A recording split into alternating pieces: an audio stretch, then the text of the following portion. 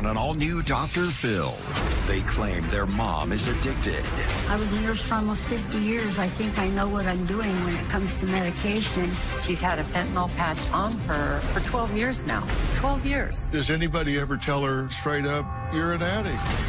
Are you addicted to pain medication? No, I'm dependent on it. Dependence isn't the same as addiction. If the doctor doesn't give you the drugs you want, you just tell them you're going to kill yourself. You had a driver's test just recently and passed. Did they know that you had had 4 accidents in 5 months? No, I had 3 accidents. Would you actually put innocent children in a 3,500-pound missile with you at the wheel? Yes. Let's do it. Have a good show, everybody. Here we go. This is a safe place to talk about hard things. Stand by. We'll count you down. Today is going to be a changing day in your life. 5, 4. Get ready to take care of you.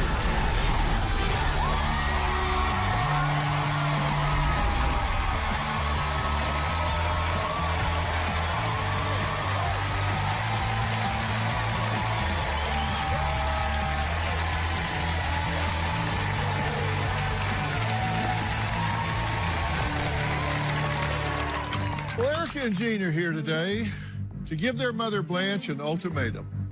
Choose drugs or the family. Now, they claim her addiction, as they call it, started in the 90s after a car accident, and she has been spiraling ever since. Now, Blanche's daughters claim she now drives high, gets behind the wheel high, and has gotten into 4 accidents in 5 months, and once even ran over herself. Now, Blanche is a retired nurse, and they say she could easily manipulate doctors into giving her an endless supply of opioids. Now, the sisters say they're just out of ideas. They say they are desperate for help.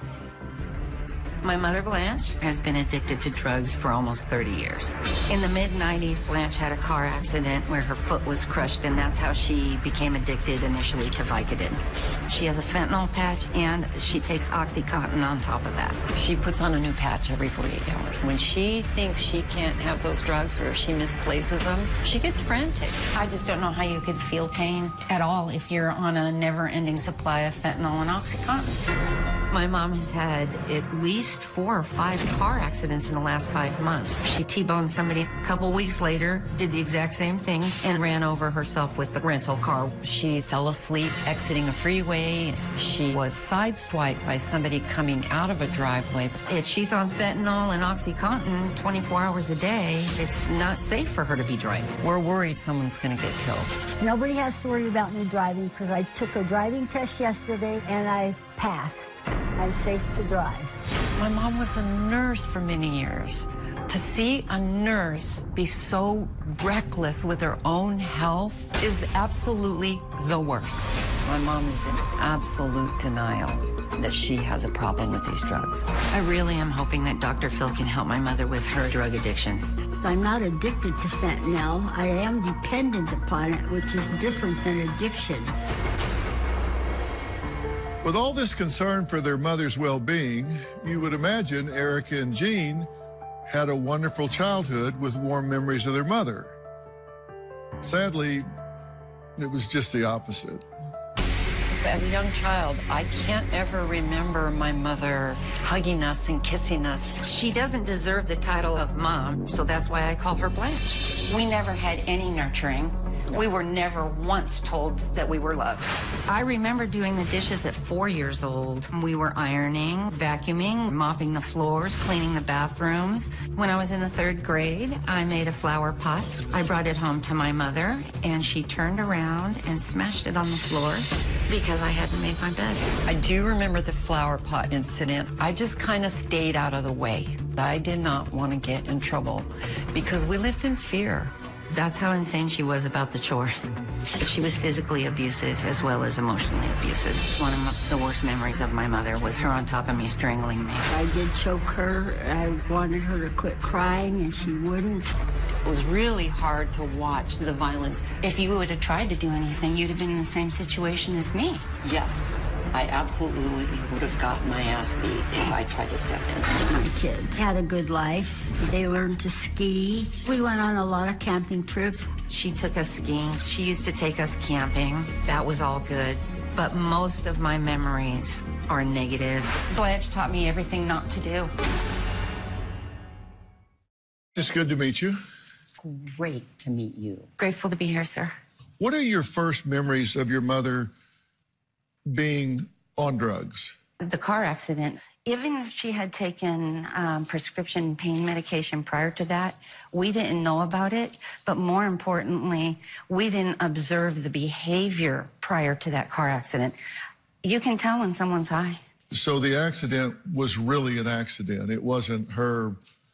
Correct. In Driving high or 1995, whatever. she generally had an accident where her foot was crushed. Okay. That's when things really started to spiral. So we're talking 20 plus years here. Yes, sir. Yeah. And you've talked to her straight up about her drugs. How often? We're pretty much when we're with her, because she asks to do things that she's not capable of doing because of the drugs. She asked me, do you think I'm ever going to be able to babysit my grandkids? And I said, no. So then she asked my daughter, and my daughter was like, no, because you're frequently too heavily medicated. So Does anybody ever tell her straight up, not you're too heavily medicated, but yes. you're an addict, you're high, I'm not turning over my grandkids to a drug addict? I tell her you are absolutely over-medicated. She's had a fentanyl patch on her for 12 years now. 12 years. Telling somebody who's been wearing a fentanyl patch for 12 years that they're over-medicated is like telling Evel Knievel he's driving a...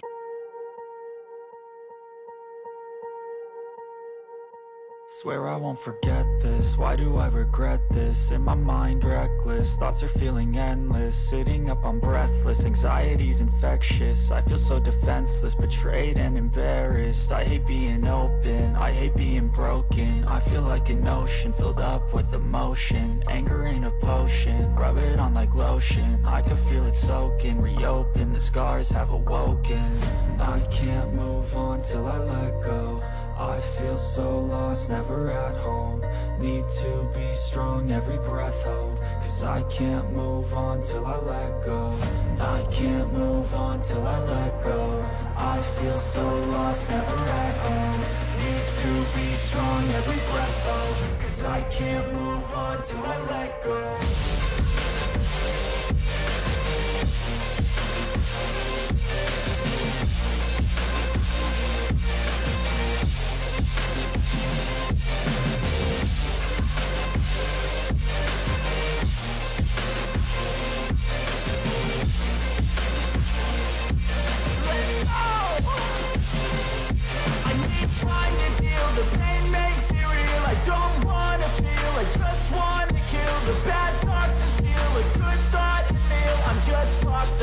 I'm just lost to feel. I need time to heal. I can't steer the wheel, cause this drive it heals, and it gives me chills. A nice road it feels. I slip off the peel and crash all the steel. Will I ever heal? I can't move on till I let go. I feel so lost, never at home. Need to be strong, every breath hold. Cause I can't move on till I let go. I can't move on till I let go. I feel so lost, never at home. Need to be strong, every breath hold. Cause I can't move on till I let go.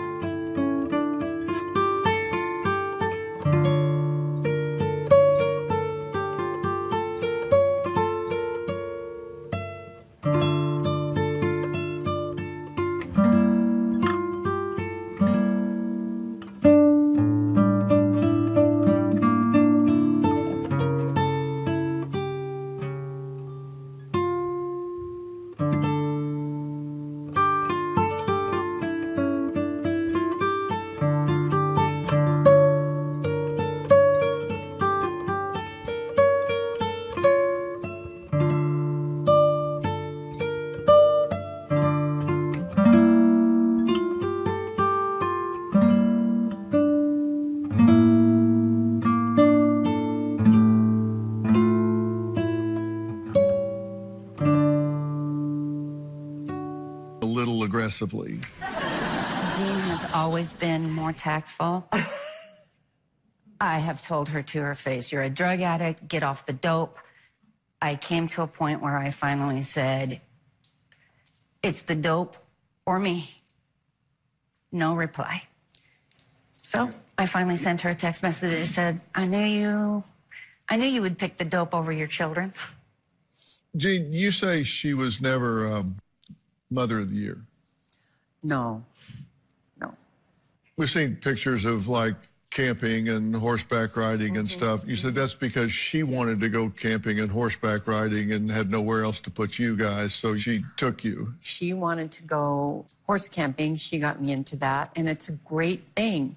But soon as her health got so bad, she just gave everything up. She just started circling the drain. Erica, you said that she never misses dinner.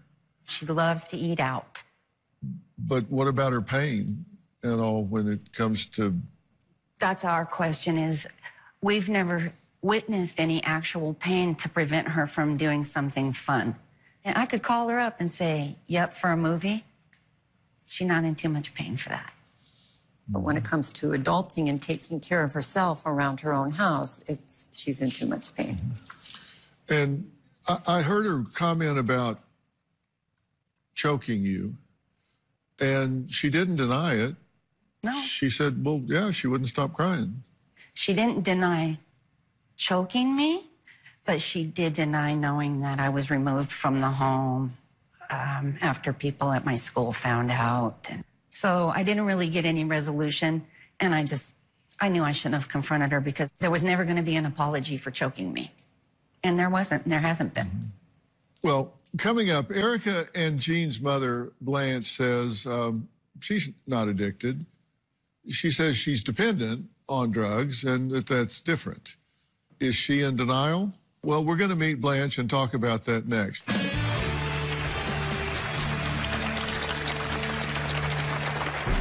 I was a nurse for almost 50 years. I think I know what I'm doing when it comes to medication. My children should be happy that I'm not in pain, but my children have never, ever asked me, how's your pain level? If it weren't for medication, I would be in excruciating pain all day. And later, would you actually take your grandchildren for a ride? Well, the DMV just proved that I can drive very well. That wasn't the question. The question was, would you, in good conscience, put your grandchildren in a car, load them up, and take off down the road? Monday, their relationship is toxic. I have a hard time looking at him without feeling hate. You were threatening to beat her with a belt, and then you said... I'm letting you die. That was said in anger. You tried to stuff a bleach-soaked rag down her throat? I did, in a fit of rage. I shoved it in her mouth. I fear if I leave him, he gets visitation with my kids alone. This family is on fire. We need to put out the fire. That's Monday. Then on Tuesday, a violent husband. He is capable of killing me. Take me through the moment that you chase your pregnant wife through the yard and grab her and slam her down. It happened. That's Tuesday. Not only is my mom killing herself with these drugs, but she also has an addictive personality. She's a food addict. She's a shopping addict. She doesn't have one cat. She has 7 cats and 2 dogs. I'm over here. When she smoked 4 packs a day. Then it was eating. Then she got gastric bypass. She still struggles with a food addiction. My mom's not going to go anywhere without her snacks, whether it's M&Ms or crackers. I do like M&Ms. If you open her cupboard, she has about 16 boxes of the same type of cracker. Probably about 8 or 10 boxes, because sometimes I like a snack. I haven't been to the house because it's just too hard to see Blanche living in those conditions. Erica and Jean are desperate for help with their elderly mother, who they claim is addicted to fentanyl, oxycodone, shopping food, even her pets. But Blanche says she's never been high and is tired of no one listening to her. My family thinks I'm addicted to drugs, and you do not get high from drugs when you are in pain. I have pain in my foot because I was in a car accident and my foot was shattered. But I've been taking pain medication long before I had a car accident because of my headaches. I was a nurse for almost 50 years. I think I know what I'm doing when it comes to medication. So I have 13 bottles of medicine that I take on a daily basis. I take Topamax, diltiazem, Eliquis, bupropion, Myrbetriq, citalopram. This is Xanax, but I never take it. I have 3 medications for depression. I have a medication for my heart, and I take something for overactive bladder. They tried Botox on me. They put a nerve stimulator in my head, and it helped about 1/3. I wear a fentanyl patch because I'm in pain all the time. If it weren't for medication, I would be in excruciating pain all day. What bothers my daughter is the fentanyl and the Percocet. My children should be happy that I'm not in pain, but my children have never, ever asked me, how's your pain level? I'm going to trust the doctor's medical degrees over my daughter's opinions. Well, Blanche, how are you feeling today? Fine. What do you think we're here to talk about? Well, I came because my daughters wanted me to, and I would like to be closer to them, obviously. Uh-huh. Is that obvious? Do you make it obvious to them that you want to be closer to them? Yes, I try to. Uh-huh. Are you addicted to pain medication? No, I'm dependent on it. Dependence isn't the same as addiction. Uh-huh. And what's the difference in your mind? Dependence is when you need it and you're dependent upon it, and addiction is when you use it to get high. I've never been high. You've been on these pain medications, you said, since before your car accident. You were on for your headaches? Yes, I still have them. I mean, it never goes away. Uh-huh. And what's the nature of your headaches? They don't know. So how long have you been on pain medication? 25 years, 30 years? Oh, my whole life. You had a driver's test just recently and passed. Thursday. Thursday? Mm-hmm. And they gave you a license? Oh, yeah. Did they know that you had 4 accidents in 5 months? No, I had 3 accidents, and one wasn't my fault. What about the T-bone accident in the intersection? You T-boned somebody. I hit his car. I hit his tire. He didn't have any damage to his car. Okay. But that's one. And then there was the other one when the guy came out right in front of me. And then there was the one where I tried to put the car in park, and I got dragged down the driveway. And falling asleep at the wheel. That was 20 years ago. But, Mom, you've been on the pills these long. I was tired because I'd been up since 4 in the morning. Well, they're concerned about you, is the point. And if you were a nurse for 48 years, then you know that being on pain medication for a long time has a lot of side effects, right? Correct. And all of the side effects start to create a brain fog and slow your reaction times and creating a problem that you eventually can't keep up with. Now, if you're in the medical field and you're a nurse, I'm telling you things that you know to be science. I also know what pain does to people. Well, we'll talk about that in a minute, but let's not deflect from what I'm talking about right now. Has your doctor talked to you about this? Yes, we talk every month. And have you threatened him if he doesn't give it to you that you'll kill yourself? No. Excuse me? What? You have advised me on multiple occasions that if the doctor doesn't give you the drugs you want, you just tell him you're going to kill yourself. And you were proud of it, that that's how you get what you want. You said it to my face more than once. So why would that's what pain does to you. Okay, but we can't deny the fact. But I've never told my doctors that. Okay, we'll have to agree to disagree. But I know I heard that. Well, up next, Blanche's family claims that she was so high at her grandson's wedding that she passed out in her plate of food at the reception. She says, not true, because I've never been high. We'll hear from her granddaughter next.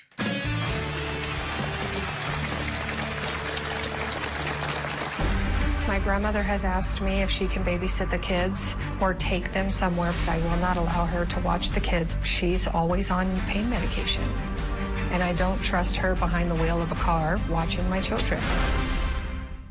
Dr. Phil May. Welcome to the... My son got married in October, and Blanche was literally so high.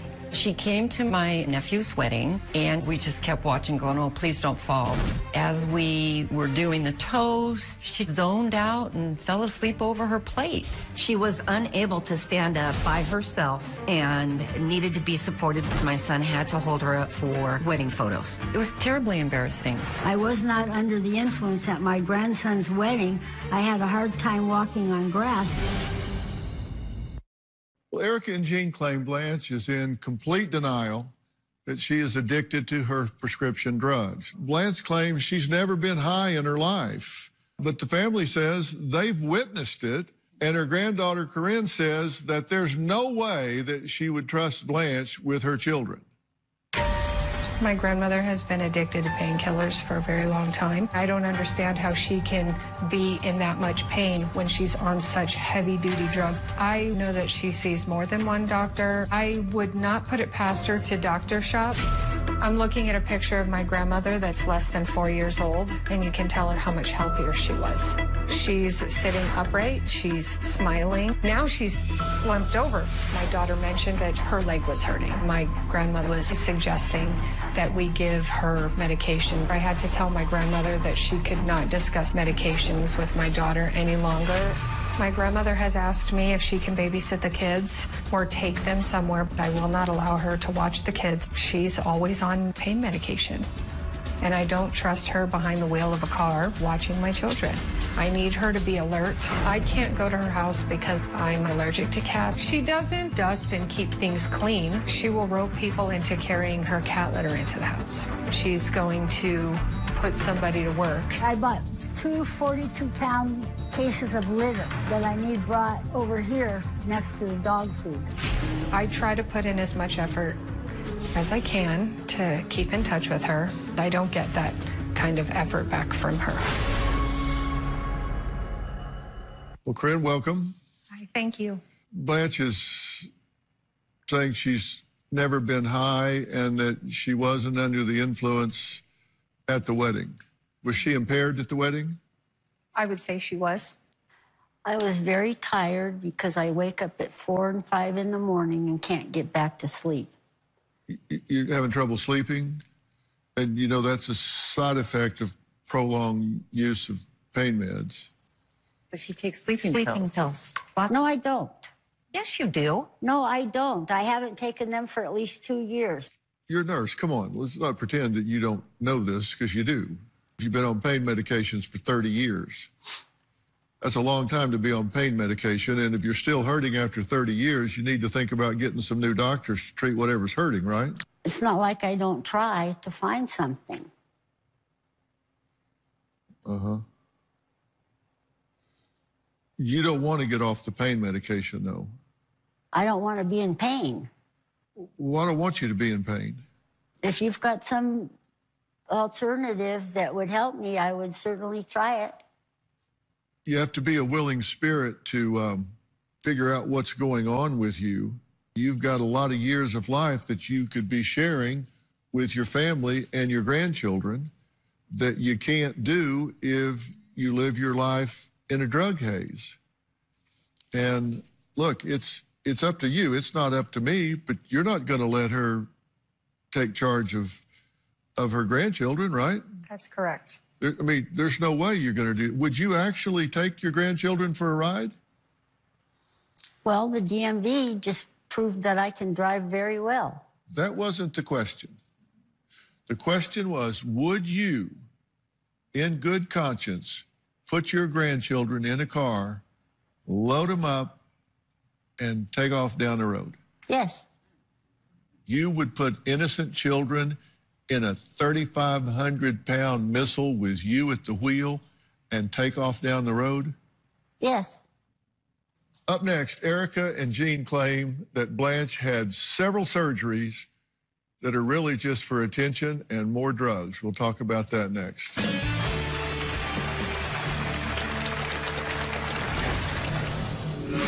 She says that you strangled her and left bruises on her throat at Yes, another and time. I'm not proud of that. I've apologized and apologized and apologized. Excuse me, has never apologized one single time.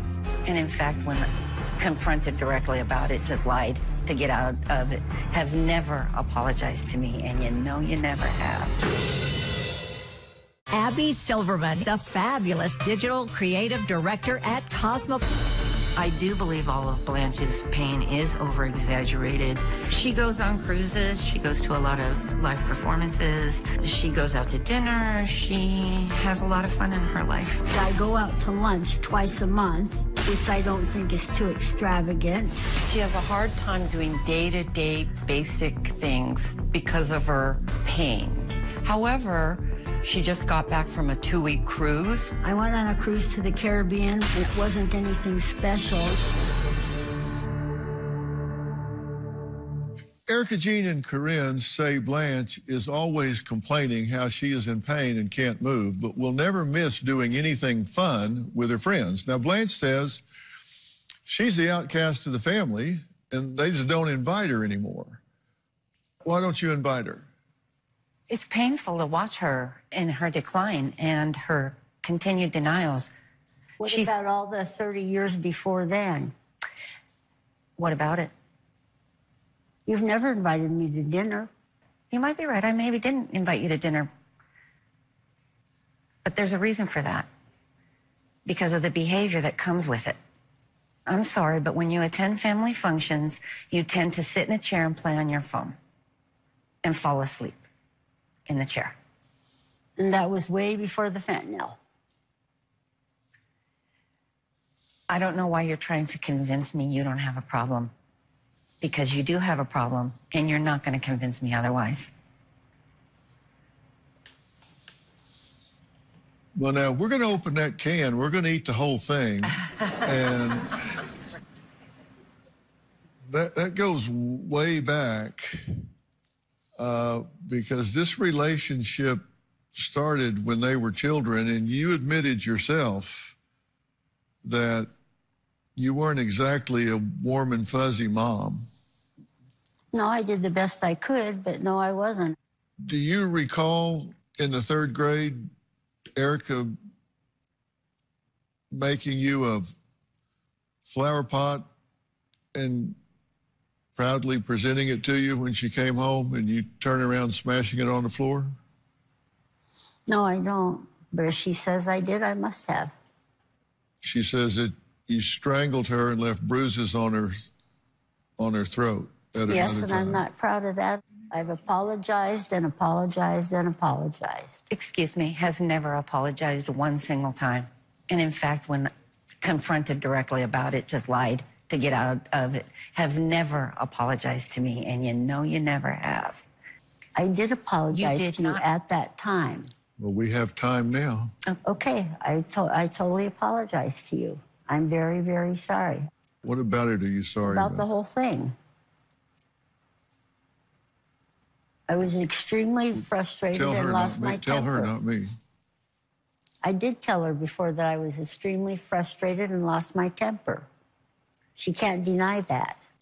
I can deny it because this is the first time I'm hearing you say you were frustrated. I've never known why you did that to me that day. Can I give you some coaching here since, I am Dr. Phil. This is what I do. You know when she's going to hear an apology?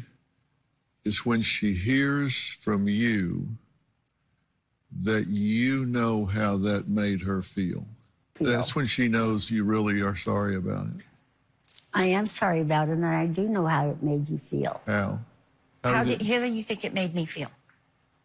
Terrible. How did it make that 13-year-old girl feel? Terrible, and that's why I took her to counseling. Because I was the problem. I needed the counseling. You always made it sound like I was just the bad kid, so... No, your father made you feel that way. I didn't. Oh, yes, you did.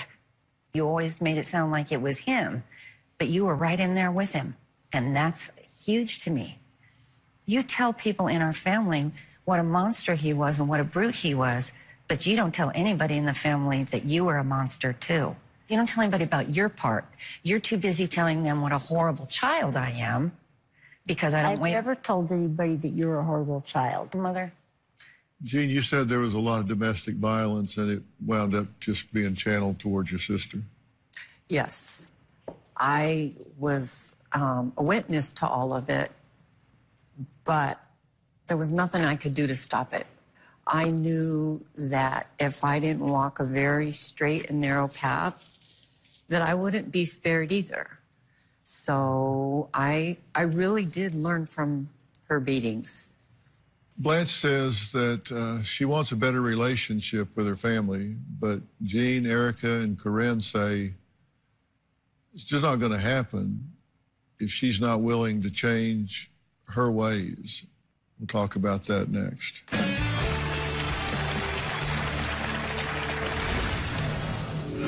If you could be pain-free and medication-free, that would be what you would want, right? Yes. What about marijuana? Doesn't want to speak to me. In fact, at Christmas time, she said, Christmas is going to be at my house, so you need to make other arrangements. The reason my mother was disinvited to Christmas and basically now all family function is because I told her she had to choose me or the drugs. And I didn't even get the courtesy of a reply. She's just going to sit there in a stupor, over-medicated, and it's hard on the family to watch that. It made me feel bad, but I wasn't surprised about it. Christmas without Blanche this year was great. We had a real good time. Blanche, you know, I kind of have mixed emotions about what to say to you. I've often said the hardest thing to do is talk to a drunk about their drinking while they're drunk. And, you know, talking to you, you are in an altered state of consciousness. It's not healthy for you, and you're not in good health. Are you doing physical therapy? Are you doing any support therapies for these pains that you're having? Yes. I go to physical therapy. Really? How often do you go? I was going 3 times a week. I said, how often are you going? I'm not going right now because they discharged me, but I was going 3 times a week. And when was that? Up until a month ago. Starting when? Yeah. But I'm trying to continue with the exercises at home. I remember you saying in the tape piece you spent 10 hours a day in that recliner. Sometimes, yeah. Yeah. You know, Blanche, if you want to get healthy, you got to make a commitment that I'm not sure you're prepared to make. I'm not prepared to be in pain. That wasn't the question. Okay. I said if you want to get healthy, which would be pain-free, you got to be willing to make a commitment, and that is to take charge of your health with some new, fresh doctors that take an approach to this that is completely objective. You said to me in kind of a passing moment, you said, well, if you've got some alternatives, I'm willing to consider them. I do have some alternatives if you're willing to explore them, but my alternatives do not even almost include you remaining on pain medications for another year, 2 years, 3 years. It involves you getting to something that makes medical scientific sense. If you could be pain-free and medication-free, that would be what you would want, right? Yes. If you're interested in exploring these things, then you let me know, and I'll make those arrangements for you, and we'll explore this. Okay. Start making the arrangements. Okay? Because I don't want to yank you off these medications and leave you in pain. That's no solution. What about marijuana? Just bringing that up to me. It has applications, but I will leave that to the physicians to discuss. Okay? All right, we're going to take a break. When we come back, I'm going to be talking to these three because I've said what I have to say to Blanche. We'll be right back. If you have advanced... Well, I'm back with Erica, Jean, and Corinne. I have excused Blanche. What I want to talk to the three of you about is kind of a reality check. The prognosis of her making a major change in her life at this point is not great. She's been on these drugs for 30 years. And she's 76, and she's infirm. And I'm not sure that that's what she wants to do at this point in her life, because in her view, what she's doing is working for her. That doesn't mean that we can't make the effort, but, you know, I can explain it to her, but I can't understand it for her. And I can arrange it for her, but I can't go to the appointments for her, which means you guys have to adjust your expectations and realize that there's a distinct possibility that you may have to accept the fact that she can't give you what she doesn't have. I said, if she hasn't apologized, then it's a good time to do it. And she doesn't know how. What she needed to say, if she truly got it, if she was present, she would have said, you're 13 years old, and I'm the person in the world that's there to protect you, and here I am attacking you and choking you. You must have been terrified. I am so sorry. I can't imagine how you must have felt when I'm supposed to be your soft place to fall. Can you ever forgive me for that? I'm so sorry. I'll spend the rest of my life trying to make you feel safe. She doesn't have those words. She doesn't have the concept of that. No. That could have just changed everything if I could just get one heartfelt apology. She doesn't have the mom gene. She's devoid of the mom gene. But you know what? She can't give you what she doesn't have. And if you spend the rest of your life waiting for that, you'll be disappointed. If you accept the fact that she can't give it to you because she doesn't have it, then you have to give it to each other. Stop the generational legacy right here, right now. Give it to her. Give it to her. Give it to her. You three say, this stops now. This won't happen with your children. No. The best way to fill an empty void in you is to give away what you need the most. Make sure you do that. But understand, you came through this and you're still here. And be proud of that. Thank I you, mean, Doctor. seriously, be proud of that. Look at what you've overcome and be proud of that. And you should be proud of that, I'm telling you. Thank you. You did the right thing in coming here, and know that you've done what you can do, and give yourself that credit. I've done what I can do. I've done what I can do. And now it's up to her.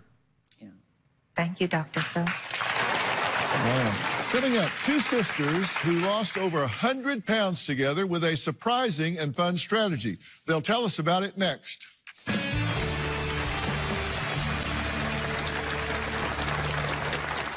Coming up on Dr. Phil, visit our website and subscribe to our newsletter. You'll get weekly updates, live strategies, and exclusive video that you won't find anywhere else. Plus, on Dr. Ages 5 up to 15. And with such a big support system, I was actually able to lose 40 pounds. Oh, wow. So, Carissa, how has this experience been for you? Two families, 6 kids? It was a lot. I'm not going to lie. It has been absolutely amazing. We didn't fight the entire time. Really? We made our meals together, everything. We ate healthier together. And because of that, I've lost 68 pounds. Oh, and together, wow. we have lost over 100. Wow. Well, congratulations. So, Carissa, what was the unique solution that you and your sister found to lose this weight? Everybody wants to know. Whenever we felt like snacking, we would grab our phones and play the app game Solitaire Grand Harvest instead. That really worked for us. So did playing the game help you in other ways in addition to losing weight? It definitely decreases your stress, and having so many people in one household, it's hard to find time for yourself, and that's where the game comes in handy, and we play together every day now. I enjoy it because it's a little challenging. You get to, it's got different levels and different fun stuff to try out, so it keeps you on your toes. Yeah. I play on 3 different devices, mine, my husband's, and a spare phone we keep in the drawer. Oh, my God. Not all at the same time. Sometimes. Oh, really? Well, it's great to hear that you found a way to improve your health in such a fun way. The game is the perfect daily dose of personal growth. And even if it's simply taking a much-needed break from your day, and since you both play every day, how about a little friendly competition right now? Yes. Let's see how you do. You have your phones, so we're going to see who can finish their solitaire first. Get ready, set, all right, play. Solitaire Grand Harvest completely reinvented the nostalgic fun of solitaire. The game is easy to play, but also requires players to be strategic, making it a great way to sharpen your brain. You play on a beautiful open farm, and the goal is to harvest your crops so you can move up levels and receive rewards. It's the perfect balance of challenging yet relaxing fun. With busy schedules and constant demands, it can be difficult to schedule time. You did it already. That's great. It's so important to set aside moments in your day to invest in yourself like Bethany and Carissa have. Great job. And since both of you ladies are such great sports, Solitaire Grand Harvest is giving you each an e-gift card of $100 to spend on anything that you like. So this is a game that you just must try. So go to the App Store or Google Play on your device to download Solitaire Grand Harvest for free. And when you do, you'll get a special welcome bonus of 20,000 coins, and you can see all the colors and everything. It's just a lot of fun, so I highly recommend it. I'd like to thank all of my guests today. Thanks to Bethany and Carissa for sharing your journey. If you'd like to join us here in the studio audience, go to my website, drphil.com, for details. We really have a good time here, right? You never know what you're going to find. Be sure and follow me on all my social media platforms, and don't forget to join our Facebook page, Creative for Fans Just Like You. It's Dr. Phil Fanatics, that's P-H-A-N. And don't forget to follow and subscribe to my podcast, or Robin's. Mine is Fill in the Blanks. Robin's is I've Got a Secret with Robin McGraw. Check them out for free on Apple Podcasts or wherever you listen to your podcast. We do lots of interesting things there that we don't have time to cover here. We'll see you next time. Thanks for being here. Good job, guys.